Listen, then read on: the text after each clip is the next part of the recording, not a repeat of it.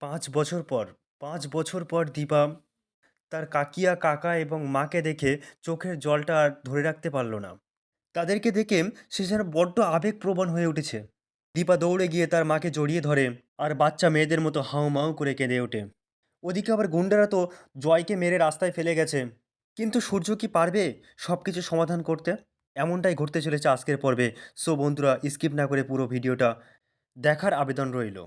সূর্য আর চারু যখন অলিকে স্কুলে পৌঁছে দিতে যাচ্ছিল, সেই সময় অলি তার মায়ের নামে বিভিন্ন খারাপ মন্তব্য করছিল এবং যা নয় তাই বলে অপমান করছিল। সূর্য এসবগুলো সহ্য করতে না পেরে অলিকে একটা জোরে ধমক দেয় আর বলে, আমি এই শেষবারের মতো তোমাকে বলছি, তুমি তোমার মায়ের নামে যা ইচ্ছা তাই বলে যাবে, কিন্তু আমি সবসময় মেনে নেব না।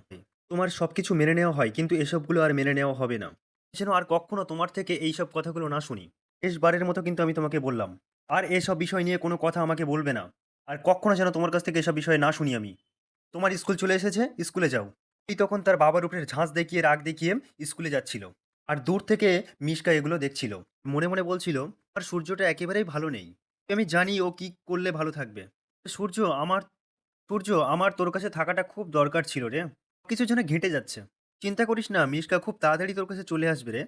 যখন আসবো পুরোটা জুড়েই আসবো। তবে কিন্তু এত বড় ছানা আমি কিন্তু মেনে নিতে পারবো না। মুছে দেবো, সবাইকে মুছে দেবো।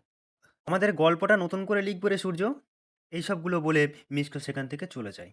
এদিকে সাক্ষ্য স্যার আর দীপাম নাচের স্কুলে বাচ্চাদের জন্য ব্রেকফাস্ট নিয়ে এসছে। কিন্তু বাচ্চারা ব্রেকফাস্ট খাচ্ছে না, তারা শুধু কান্না করছে। এখন স্কুলের একজন ম্যাম সাক্ষ্য স্যারকে বলছে, "মিস্টার সরকার, আপনি তো এই মুম্বাই শহরে অনেকদিন যাবত আছেন।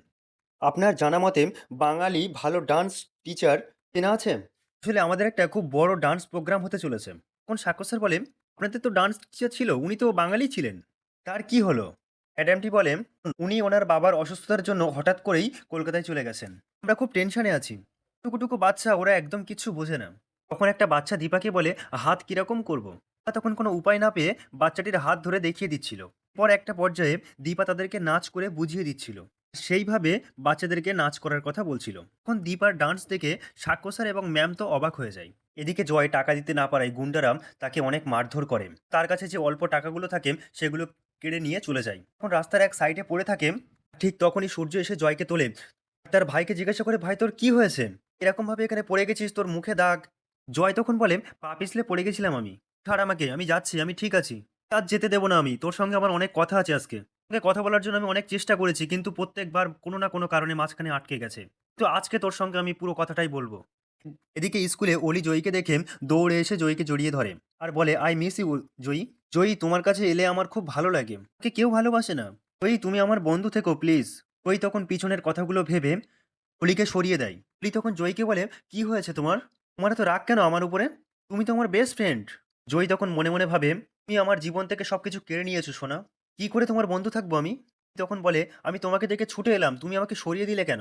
আমাকে কেউ ভালোবাসে না। ওই তখন বলে, কেন, তোমার বাবা তো তোমাকে মাথায় করে রাখে। তিনি তো সব ভুলেই তোমাকে নিয়েই তো বাঁচে।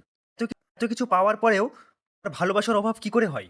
তারপরেও কি করে বলো যে আমাকে কেউ ভালোবাসে না? অলি তখন জয়ীকে আবার বলে, তুমি এরকম ভাবে কথা বলছো কেন আমার সঙ্গে? এই বলে, তুমি আর আমার সঙ্গে কথা বলতে এসো না এরকম ভাবে। তখন জয়ীকে বলে, আমাদের মধ্যে কি চেঞ্জ হয়ে গেল এত? কি বলে, সব কিছুর চেঞ্জ হয়ে গেছে। আমি আমার সব ভুল বুঝতে পেরেছি। আমার সঙ্গে বন্ধুত্ব করাই আমার ভুল হয়েছে। কি বলে, তোমার বাবা আমার সম্পর্কে খুব খারাপ খারাপ কথা বলেছে তোমার সঙ্গে না? বলেছিল। জয়ী বলে, বলেছিল। তো তখন আমি শুনিনি। তবে এখন আমি আমার পাপার কথাই শুনবো। বলে জয়ী সেখান থেকে চলে যায়। এদিকে দীপার ডান্স দেখে তো সবাই খুশি হয়ে যায় এবং হাততালি দিতে থাকে। কে বাচ্চারা দীপাকে জড়িয়ে ধরে বলে, তুমি তো ভালো নাচ করতে পারো। তখন তাদেরকে বলে, তোমরাও ভালো নাচ করবে, চলো তাড়াতাড়ি খেয়ে নেবে। দীপা ম্যামকে বলে, বাচ্চারা খাবারগুলো খেয়ে নিক, তা নাহলে ঠান্ডা হয়ে যাবে খাবারগুলো। তাই ম্যাম খাবারগুলো বাচ্চাদের দিয়ে দেয়। তারপর ম্যাম দীপাকে বলে, আপনি বাচ্চাদের সঙ্গে কি কি করেছেন আপনি নিজেও জানেন না। আপনার কাছে ডান্স শিখতে পারলে যেন ওদের খুব ভালো হয়। আপনি যে মমতায় ওদেরকে নাচ শেখাচ্ছিলেন অতুলনীয় ছিল। ম্যাডামটি তখন দীপাকে ডান্স টিচার হওয়ার কথা বলে এবং দীপা সেটাতে রাজি হয়ে যায়। দীপা তখন ম্যামের হাত ধরে বলে, আমি যদি ডান্স শেখাই তাহলে আমাকে টাকা দেবেন তো? এবার এই কথা শুনে ম্যাম এবং সাক্ষ্য স্যার অবাক হয়ে যায়। দীপা তখন ম্যামের কাছে হাত জোড় করে বলে, আমার না অনেক টাকার প্রয়োজন। সাক্ষ্য স্যারের মেয়ের চোখের অপারেশনের জন্য আমার অনেক টাকার প্রয়োজন। স্যারের মেয়ের অপারেশনটা হয়ে গেলে তার টাকা নেব না, তখন আমি ফ্রিতে নাচ শেখাবো। কিন্তু তার আগে আমাকে টাকা দেবেন তো? এই কথাগুলি শুনে ম্যাম তো আরো অবাক হয়ে যায়। বলে, আপনি মিস্টার সরকারের মেয়ের জন্য এমনভাবে টাকা জোগাড় করতে চান? ম্যাডামটি তখন দীপার হাত ধরে বলে, আমি আপনাকে ভুল বুঝেছিলাম। মিসেস সেনগুপ্ত, অন্যের জন্য কি এভাবে মরিয়া হওয়া যায়?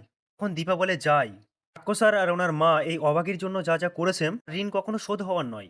সাক্ষ্য স্যার তখন দীপাকে থামিয়ে দিতে চাইলেন। দীপা বলে, থামাবেন না প্লিজ। অন্য মানুষদের দোষ ত্রুটি এবং খারাপগুলো আমরা জোর গলায় বলি, কিন্তু তাদের ভালোগুলো ভালোগুলো আমরা বলতে চাই না। সেসবগুলো সবসময় লুকিয়ে রাখার চেষ্টা করি। তখন বলে, আমি আপনাকে একটা কথা বলছি, আমি কিন্তু এটার জন্য আলাদা করে কোনো ফিস দিতে পারবো না, তো নাচের জন্য আপনাকে আমি টাকা দিতে পারবো। তো আপনার কাছে আমরা একটা ফ্রি সার্ভিস কিন্তু চাই। তো আপনি বাচ্চাদেরকে শেখাবেন কিভাবে মানুষের পাশে দাঁড়াতে হয়। এবং তখন তারা দীপাকে ডান্স টিচার করে নেয়। তারপর সাক্ষ্য স্যার আর দীপা বিগ বংয়ে ফিরে আসে এবং সাক্ষ্য স্যারের হাত থেকে একটা প্যাকেট ছিঁড়ে অনেকগুলি ফল মেঝেতে ছড়িয়ে যায়। দীপা সেগুলো তুলছিল। আর ঠিক সেই সময় দীপার কাকিয়া, কাকাই আর মা সেখানে চলে আসে। ৫ বছর পর তাদেরকে দেখে তো দীপা অবাক হয়ে যায় এবং তারাও অবাক হয়ে যায়। কাকিয়া দীপাইকে বলে, "দীপা, ৫ বছর সময়টা বলো অনেকটা।" তারপর দীপার মা দীপার দিকে হাত দুটো বাড়িয়ে দেয় এবং দীপা তার মায়ের কাছে গিয়ে তার মাকে জড়িয়ে ধরে।